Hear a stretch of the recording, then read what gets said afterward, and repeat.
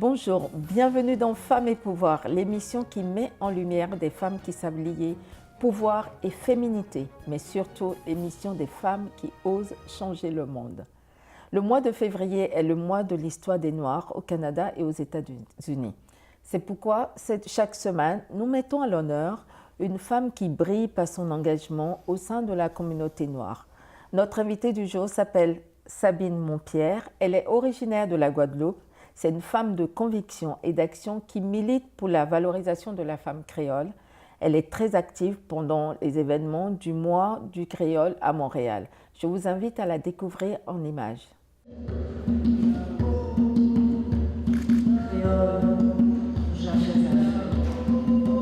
Depuis on toujours dit, créole, c'est parole à lumière, parole à l'invitation, parole à parole sans critique.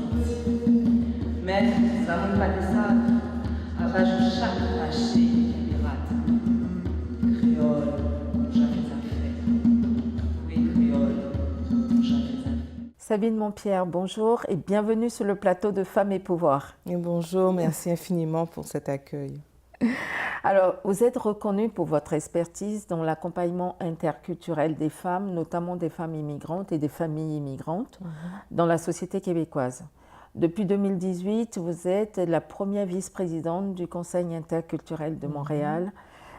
Qu'est-ce que c'est pour Sabine Montpierre, le mot pouvoir? Moi, je vous dirais que souvent, quand on entend pouvoir, on a tendance à le ramener vers la gouvernance. Mais à mon sens, le pouvoir, ce serait une influence qu'on aurait positivement sur l'autre pour amener le changement, pour la construction du changement. Je pense qu'il n'y a pas meilleur pouvoir que ça, d'être influent, de solliciter la collectivité pour que le travail se fasse ensemble. Mais ensemble, dans une démarche de changer les choses. Alors quand les choses changent, le pouvoir est là. Il y a eu vraiment un résultat, une action qui a amené un résultat. Très bien. Comment est-ce que votre pouvoir il se traduit sur votre vie personnelle et professionnelle? Ou est-ce que il n'y a aucune différence? Bon, je suis très souvent en contexte de socialisation, alors que ce soit au niveau de mon travail, au niveau familial, c'est important pour moi qu'on soit toujours dans une démarche collective. Et pour moi, le mot collectif va revenir souvent parce que c'est vraiment quand on est ensemble qu'on est dans la démarche de respect, on socialise, on est à l'écoute, on communique. Et quand tous ces paramètres sont là, il y a vraiment une cohésion qui se crée. C'est-à-dire que le message est passé. Le message ne reste pas juste au niveau d'une seule personne. Et c'est là que le pouvoir prend sa place, en fait.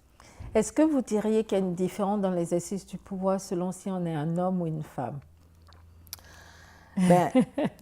Ça va dépendre. Ça va dépendre. Je vois, quand on regarde dans l'histoire antique, les rois étaient souvent entourés de femmes qui leur servaient de conseil, parce que la femme, elle a un regard plus stratégique, elle a beaucoup plus de sagesse aussi en termes de décision, elle va faire preuve de discernement, elle est perspicace, elle ne va pas tout de suite dans l'action, elle prend un peu de recul pour analyser les choses.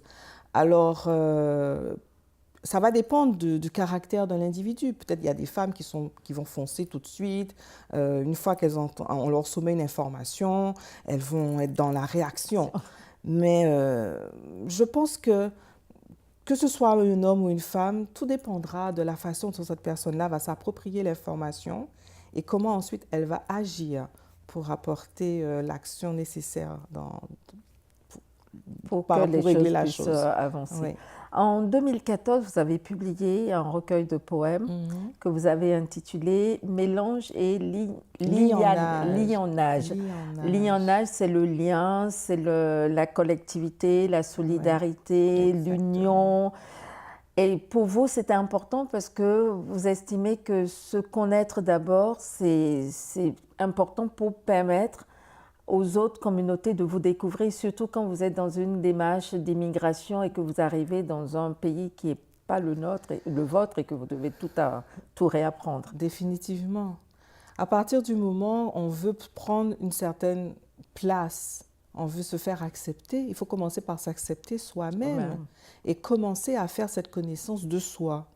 Alors, l'IANAGE a une dimension qui veut que... C'est un mot créole qui veut dire effectivement lien, solidarité, entraide. Mais pour qu'on arrive à maintenir ce lien, ou je dirais même construire d'abord le lien, il faut le construire, ensuite pour le maintenir, il faut être conscient qu'on a besoin d'être ensemble pour apporter, encore une fois, je viendrai toujours sur le mot, la collectivité et le changement. Et on a besoin des autres pour s'intégrer. Et comment on arrive à préserver un équilibre de vie quand on est immigrant, qu'on a une identité culturelle qui n'est pas forcément connue dans le pays là où on immigre, qu'on a ses valeurs et qu'il faut l'adapter à une nouvelle vie professionnelle et une vie personnelle. Comment est-ce que tout ça, ça se mélange? Pour harmoniser tout ça, il faut vraiment être... C'est comme on fait on a une cassette là, comme on dit, on efface un peu certaines choses et on analyse ce qu'on voit. Moi, je viens d'une culture avec mon identité, avec un fonctionnement, donc des codes culturels. Les codes culturels que j'ai font qui je suis. Mais avec ces codes culturels, la perception de l'autre ne va pas être la même de ce que moi, j'ai comme vision des choses. Donc, je suis dans une société d'accueil qui a aussi son fonctionnement, qui a son code, ses codes du moins, et je dois effectivement observer comment elle fonctionne, cette société d'accueil, pour que je puisse m'intégrer. Il ne s'agit pas non plus que je renie qui je suis. Hein. Encore une fois, on a besoin considérablement de maintenir ce que nous avons comme identité. C'est ça qui fait la richesse. C'est ça qui fait votre base, en fait. Et qui fait votre base. Mais à partir du moment où on a compris le fonctionnement de l'autre, c'est ça qui va créer les relations, la communication interculturelle, justement, où on est ensemble à respecter l'autre dans ses convictions, dans son identité, mais on prend un point commun pour avancer et puis pour construire. Très bien. On entend souvent dire que les femmes qui ont du pouvoir, qu'elles ont dû sacrifier quelque chose. Qu'en pensez-vous? Est-ce que vous diriez qu'il y a une double peine quand on est une femme noire? Il faut le dire, nous, femmes noires, on a deux contraintes. On est noires et on est des femmes. Alors, ça nous demande plus d'efforts, plus de leadership, plus de détermination. Et on n'a pas le choix parce que c'est ainsi qu'on va s'imposer, s'affirmer. Après, moi, je dirais que les sacrifices, de toute façon, il faut en faire dans sa vie. Hein. Il y a des priorités, il faut savoir prioriser certaines choses, mettre en avant certains objectifs et les prioriser, mais pas au détriment non plus de ce qui vous rend heureux. Là. Moi, je ne me sacrifierai jamais ma famille, par contre. Donc, jamais. En fait, ce n'est pas une question de femme ni d'homme, c'est juste une question de choix. Question de choix. Si vous avez décidé de vous enligner vers une direction, c'est à vous de tenir compte des tenants et des aboutissants. Ouais. Chaque action posée amène forcément une conséquence. Donc moi, avant de m'impliquer, avant de m'engager, je fais très attention que mes valeurs et mes convictions ne soient pas entachées. Et je pense que c'est ça qui est important aussi. À partir du moment où on reconnaît ses valeurs et ses convictions, ça va aller de soi, ça va couler de source. Mais du moment où ça vient faire un peu, ça vous interpelle et ça vous remet en question, ça veut dire qu'il faut passer à autre chose. Est-ce que ça, c'est un conseil que vous pourriez donner à une jeune fille qui aspire à céder au pouvoir tout en préservant qui elle est, quelles sont ses valeurs, quelles sont ses identités? Est-ce que c'est quelque chose que vous lui diriez en Moi, je premier? suis toujours sur la phrase qui dit « suis ton cœur ». Donc, il faut savoir s'écouter. Il faut s'écouter. Avant d'aller réfléchir, en fait, le cœur est important. Et c'est ça qui va déterminer si vous vous impliquez ou vous engagez dans une action, dans un projet ou dans une collaboration. Ah, tout à fait.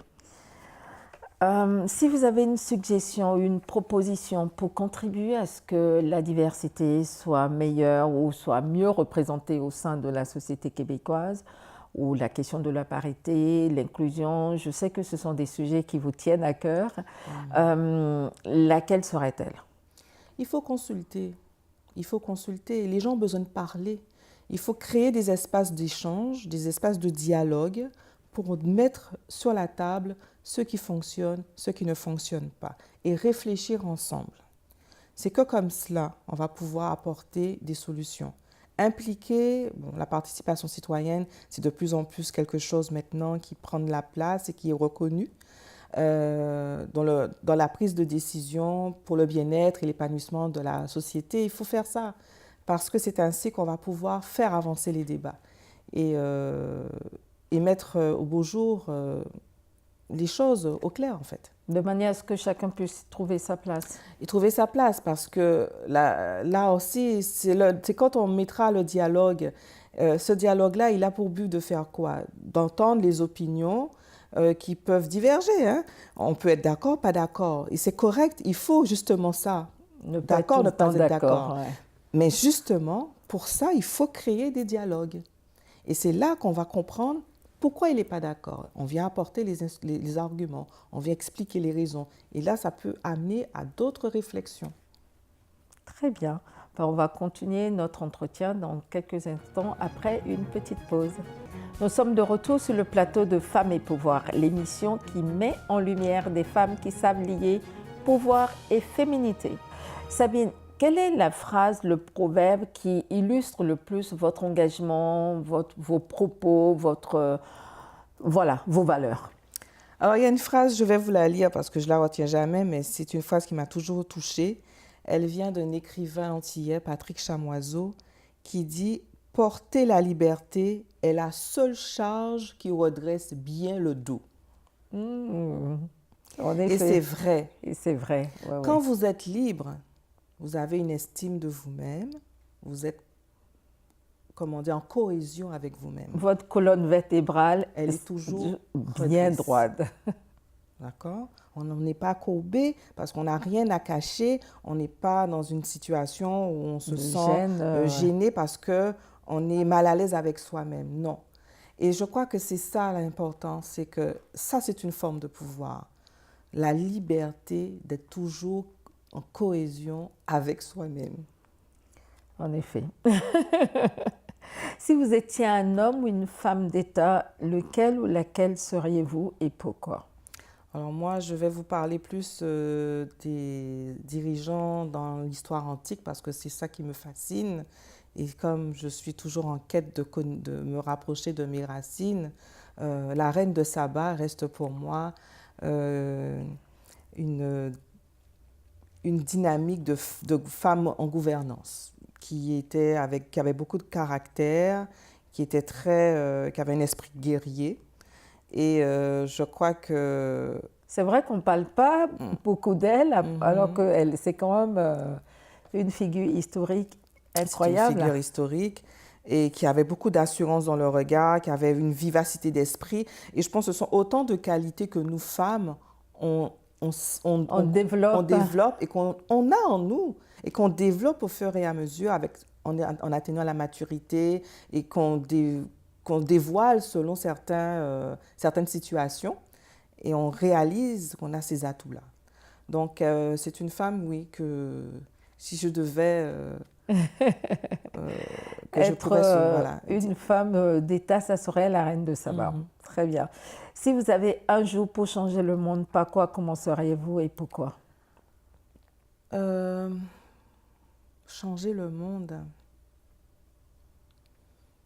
Ben, je pense qu'il faut commencer d'abord avec les enfants. Avec les enfants parce que c'est eux qui vont être la génération future. Pour les sensibiliser face à, quelque part, à leur mission qu'ils vont avoir plus tard. Mais je dis aussi qu'il faut créer des espaces intergénérationnels. Parce que c'est à partir du moment aussi on mettra en relation la relève et les anciens, il y aura une meilleure prise de conscience du respect aussi et de la transmission qu'on partage avec vraiment un grand... comme si c'était un bijou en fait. Avec beaucoup de... Oui, le mot respect, je Le pense que respect, c'est ça. c'est... Et je crois que ce travail-là doit commencer, c'est sûr, à la maison, avec les meilleurs. C'est elles qui ont ce mandat-là, hein, de protéger et de transmettre le plus possible à leurs enfants les valeurs et les traditions qui vont amener à créer toujours une société plus juste, plus ouverte, plus respectable en fait, avec l'autre. Est-ce qu'avec l'immigration, cette tradition, on la perd, elle est diluée? Comment est-ce qu'on la transmet quand soi-même, des fois, on est un peu perdu en fait? C'est certain que c'est un défi quand on immigre de devoir poursuivre dans l'éducation avec ses enfants cette transmission-là, parce qu'il y a effectivement ce qu'il faut s'approprier de la culture de la société d'accueil, tout en essayant de transmettre ce qu'on a acquis à la maison. Et c'est un défi pour beaucoup de femmes immigrantes, surtout les jeunes femmes immigrantes qui, elles-mêmes, qui sont encore en quête de se trouver et comment elles essaient de transmettre à leurs enfants. Et je pense que ça se déclenche quand elles découvrent qu'elles sont mamans, en fait.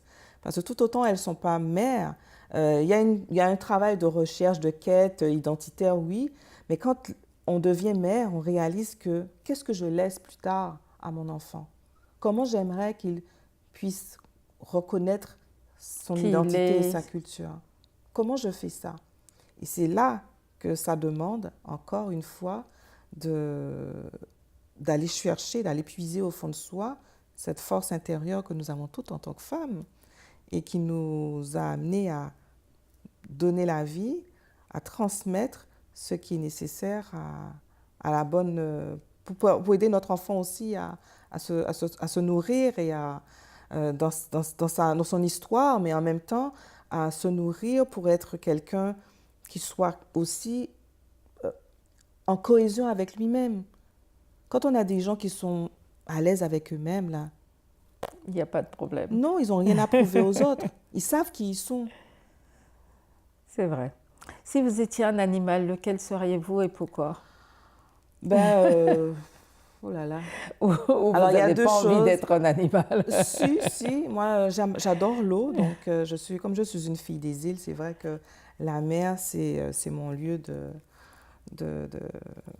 d'apaisement, tout à fait.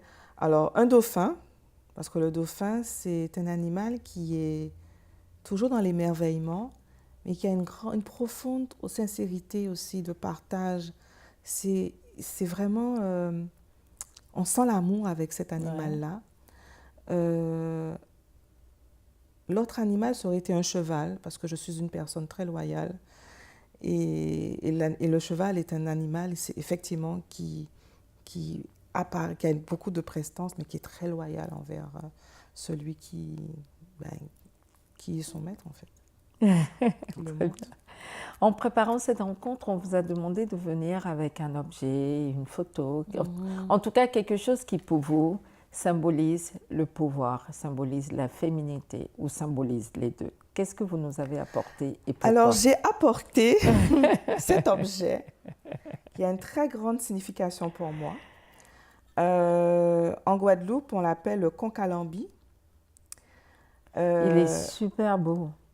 Il est, donc je vous laisse bien comprendre que c'est un objet que j'ai fait, que je suis rentrée avec, parce que je suis en constante connexion. Quand je l'ai, il est chez moi, là. Donc, c'est un bout de la Guadeloupe que j'ai à la maison, mais c'est aussi... alors, il y a deux choses. Il y a la Guadeloupe, oui, mais c'est mes racines africaines et mes racines autochtones. Autochtone parce que dans ma famille, ma grand-mère maternelle était une indigène, donc autochtone. Et on dit souvent que le concalambi est à la fois un héritage des indigènes indiens et en même temps aussi de l'Afrique. Quand cet objet-là, il n'est pas simplement un objet de décoration, il y a un embout ici et on souffle à l'intérieur. Là, je n'ai pas assez de souffle pour le faire parce qu'il faut vraiment bien pousser l'air et ça sonne. C'est un instrument pour moi qui a un gros pouvoir parce que le conque alambi était l'équivalent d'une trompette en fait, mais avec une forte sonorité. Si je le souffle, ça va vraiment sonner. Il permettait de rallier, c'était un signal. Donc quand on le sonnait, on savait qu'il y avait quelque chose qui se passait. Donc il a été utilisé lors de la période de l'esclavage. C'est ainsi que les esclaves communiquaient. Il a été utilisé aussi avec donc, les indigènes, les Kalinas pour certaines îles, pour annoncer un événement. Et chez nous, plus moderne, on l'utilise pour la période carnavalesque. C'est un moyen de rallier tous les participants et il vient ponctuer aussi notre musique avec toute la forte identité qu'on peut déployer là-dedans. Donc c'est un pouvoir pour moi qui me permet de me connecter avec ma culture et sur le plan spirituel, c'est aussi être avec mes ancêtres. Parce que c'est un instrument qui vous connecte très rapidement avec ceux qu'on ne voit pas et qui sont là pour vous accompagner quand vous avez une démarche culturelle à faire. Donc c'est un instrument, c'est un objet de pouvoir pour moi. Merci pour ce partage parce que c'est pour ça que j'aime Femmes et Pouvoir parce que je découvre toujours des choses vraiment fabuleuses. Merci beaucoup. Notre émission touche déjà presque à sa fin. Donc, si une petite fille regarde cette entrevue et déclare « Quand je serai grande, je voudrais être Sabine Montpierre », qu'est-ce que vous lui diriez? Je lui dirais « Commence à suivre ton cœur, écoute-toi, prends le temps de voir qu'est-ce que tu aimes, qu'est-ce que tu aimerais faire, fais-toi des petites notes et regarde de quelle mesure tu peux réussir à les faire aboutir. » Très bien. Bon, c'était parfait. Merci beaucoup, Sabine. Merci d'avoir. Ça a été un grand plaisir. Et comment on épelle, comment vous avez dit, non. Le conque alambi. Le conque alambi. Alors, conque, C-O-N-Q. Oui. A, et lambi, L-A-M-I. Il faut savoir que c'est un mollusque, hein, parce qu'on le mange. Il y a quelque chose à l'intérieur qu'on mange. C'est un mollusque qu'on utilise dans notre cuisine. Alors, il y a plusieurs utilisations. Le mollusque, on le prépare en ragoût et on le mange avec du riz. Ou aussi, on peut le manger grillé. Et quand tout est sorti, l'objet devient soit en déco, soit en instrument. Bon. Très bien. Il a plusieurs fonctions. Merci beaucoup. Merci. C'était Femmes et Pouvoir, l'émission qui met en lumière des femmes qui savent lier pouvoir et féminité. Nous étions avec Sabine Montpierre. Si cette émission vous a plu, n'hésitez pas à la liker, à la partager et à nous soutenir sur les réseaux sociaux. Vous pouvez aussi vous abonner à notre chaîne YouTube, Carole Da Silva, Femmes et Pouvoir. Je vous dis à très bientôt.